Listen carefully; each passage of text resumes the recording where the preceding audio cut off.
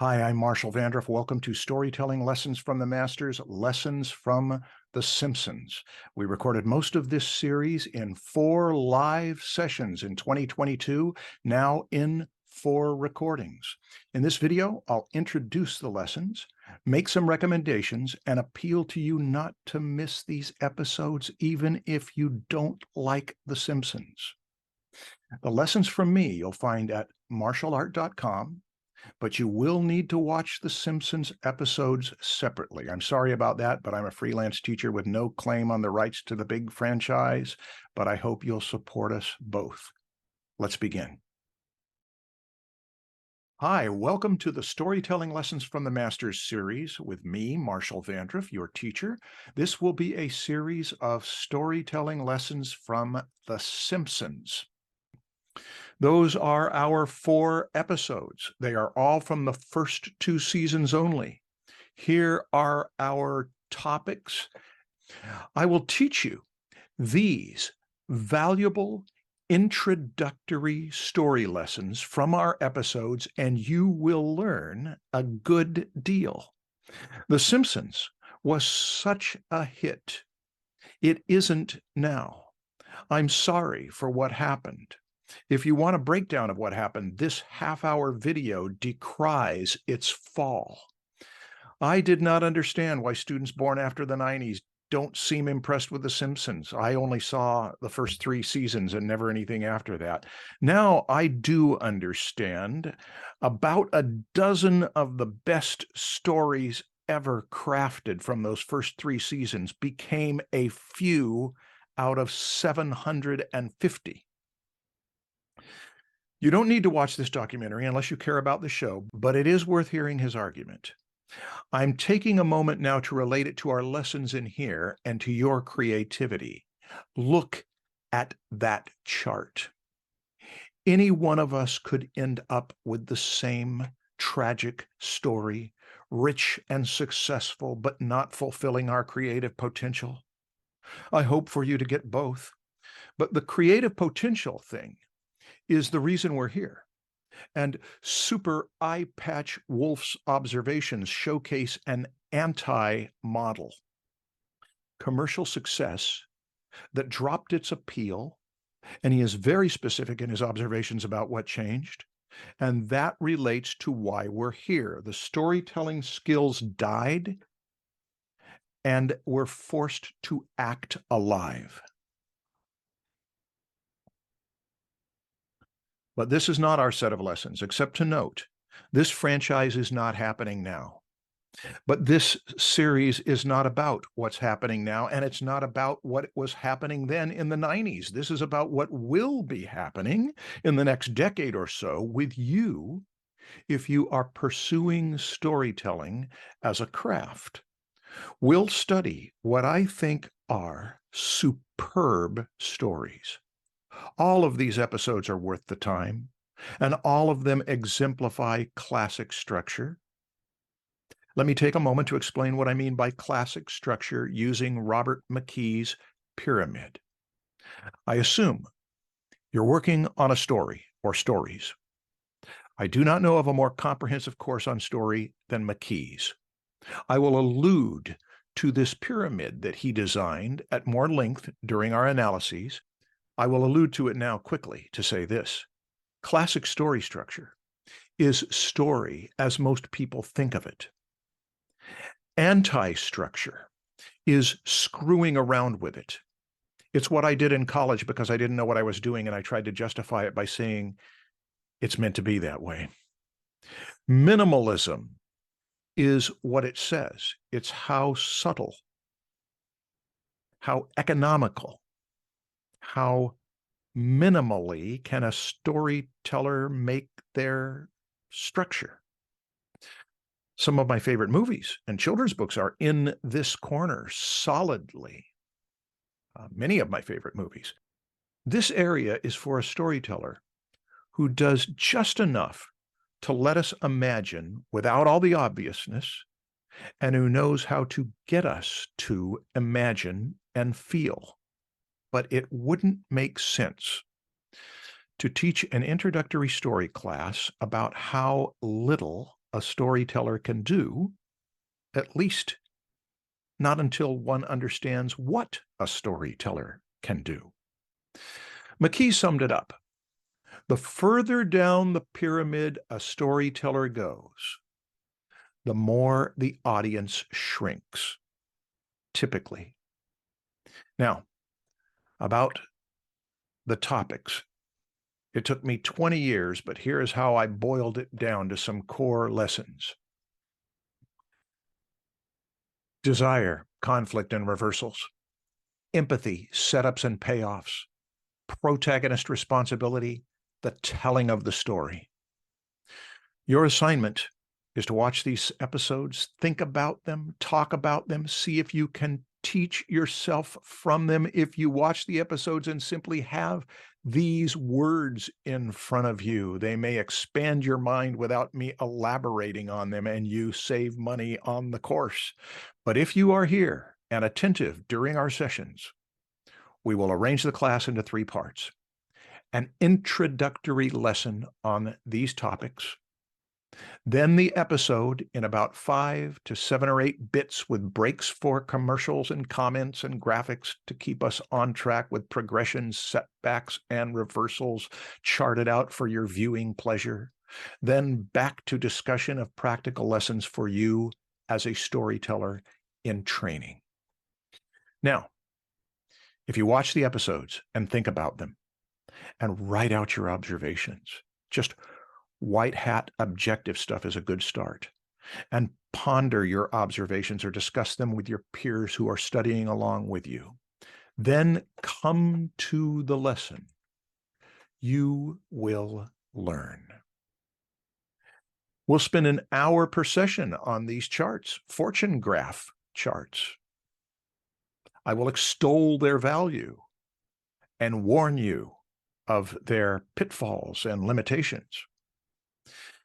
There will be questions for you. For example, in Bart the Daredevil, they used experiences and memories from their childhood for that. Also for Krusty Gets Busted, I will prompt you to look over your life and your childhood, things that interested you enough or created trouble enough to create interest in your stories. Some resources, more good books than we can attend to come out all the time. I stopped trying to keep up, though I know there are constantly good ones coming out, but it becomes counterproductive to keep reading books on story. They can be inspiring if you need inspiration. They can also be distracting if you already know story form. Of the 40 or so that I've known and could recommend, these 3 complement each other well. Please don't get upset that your favorite is not on there. I could not neglect McKee's. Linda Seeger's is so accessible that I recommend it, and it is true to its name. Lejos Egri's is famously flawed about premise and process, but I know of nobody who did better at illustrating rising conflict and how it can go wrong in static and jumping conflict. Anyway, those are books that may be worth your time to look at during this course or follow up with. Now, for a personal resource and what we won't study in this course. We did a Draftsman episode on storytelling. It wasn't that great in my opinion, but the content wasn't bad, and one Pixar staff creative texted me to say he loved it. I'm happy about that, but there was a gripe. I thought this was going to be about storytelling in illustrations, but it's about writing. Disappointing. Gee, sorry. I hoped you'd enjoy that meal. When you said a meal, I thought you meant licorice. In case you're that person, I just want to warn you away. But Since I have nothing but love for story illustration, I want to acknowledge story illustration is a first love for many of us here, but that's not this course.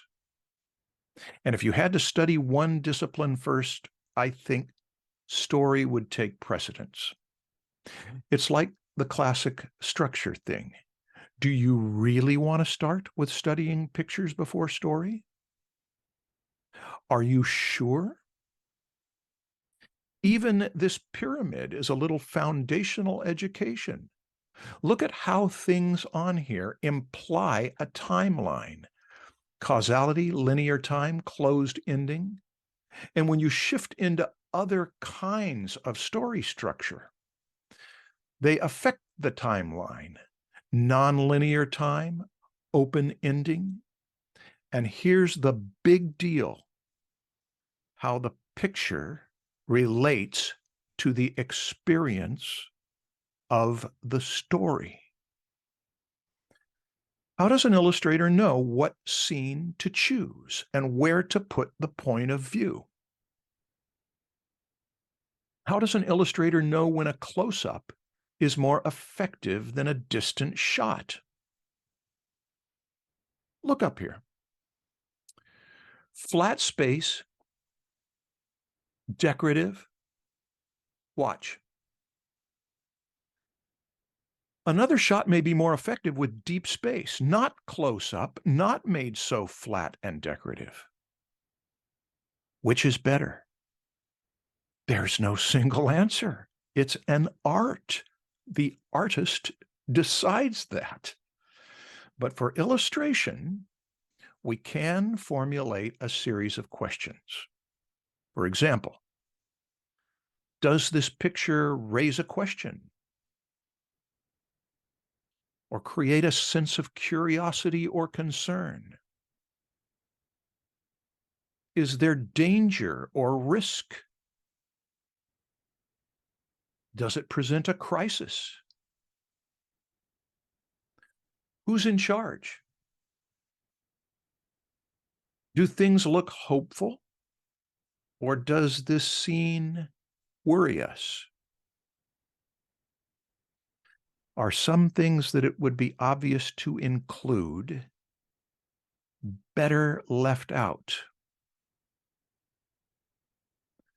Those questions can take you a long way, but they are deduced from a greater historical treasury of story wisdom. I hope you can see the advantage of understanding story in many forms, spoken and pantomimed, acted, sung, written, drawn and painted and photographed, animated, before narrowing down the lessons to one form or one medium. This will be very little about imagery, because the imagery in these animated TV cartoons was so well handled that it is worth 4 weeks just going through them for the visual aspects, the camera work, establishing shots, timing, etc. In our first session on Bart the Daredevil, we will spend 10 minutes talking about how much is involved in it. This is 2 minutes and 26 seconds of story time. This is to show how detailed we could get if we tried to attend to every beat. The job, that is, the profession of visual storytelling, demands huge amounts of energy and attention, and that is why the job often gets separated into different professions. Think of all the jobs on a production like this: writers, producers, character designers, storyboard artists, vocal talent, animators, cleanup artists, marketing, legal. We're going to cover these topics. All storytellers care about these. If you can be a solo act, like a children's book author and illustrator, you'll have less of that complex production problem. and more control over your stories. And I think you will really like this series. For children's books alone, this topic could keep you busy for a week, sorting out the role of the ending. Stories for very small children often go against the principle of protagonist responsibility. They don't say, "It's up to you, kid." They say, "It will be okay. You will be kept safe." And if you are the writer and producer of your own owned productions, you get to choose all that. But even if you work on a bigger production, I think you'll like this. I've had a number of students who worked even on The Simpsons. And one of them who works in production told me that she does not have a day go by that she doesn't think about the lessons she got from this course. Every little contribution can make a difference in the big story, including imagery, especially imagery in a visual story. I have a whole semester on it. I recommend that you take it after you've studied story. And this series is the short version that I offer in that. Here's the watch list. Here's the more detailed list. These are little masterpieces of storycraft, 3 of which are virtually flawless, 3 of which were written by the same team, which is another lesson. Talent is in people who know how to do it well. This one, Hungry Are the Damned, could use context. So one other recommendation of a video for context. If you haven't seen this Twilight Zone episode, To Serve Man, it's unlikely it will be your favorite, but it is famous, and it is a setup for Hungry Are the Damned. If you can see these on DVD, they have commentaries. Listen to the commentaries. You can probably check them out from your library. The commentaries are not particularly dense with wisdom. There's a lot of goofing around, but that's good. Because when you listen to people that work at that level goof around, you may extract some of their spirit that brought them to that level. If you don't listen to them, I will report on them to extract any lesson that is relevant to what we are here for, which is story lessons from masters. And now about homework. Since nothing is assigned, make up your own assignments. Examples. You may try a 23-minute story. That's the length of these episodes. It may be wiser to try a 3-minute story. Or, wiser still, to create big story layouts to learn structure before detail. Or you may say, I'm not going to write anything. I'm going to use this month to make a list of all the stories I've always wanted to tell and see how these lessons apply to them. Then, when the month is over, the horse has been kept in the stall and is now let loose to run. This last one may work best for you pros. A month to back off on producing and just think. Assess. Are you happy with the stories you're creating? Are any of these lessons getting at you for what you need in your next stage of growth? If you're a beginner, you may be in the same position. Just listen and learn and chase stories for a month in these terms. I will propose an evolving list of recommendations on the particular topics. You can make your own list. Now, for my apology.